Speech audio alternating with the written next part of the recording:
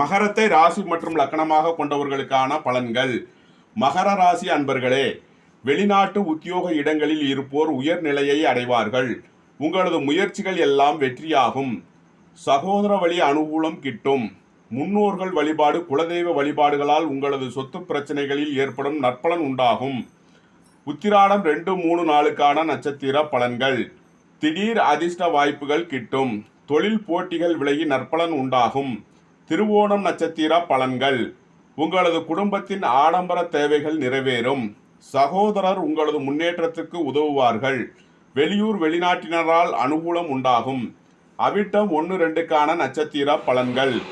உங்களது முயற்சிகள் வெற்றியாகும். உங்களது பயணங்கள் பயனளிக்கும். கும்பத்தை ராசி மற்றும் லக்கணமாக கொண்டவர்களுக்கான பலன்கள்.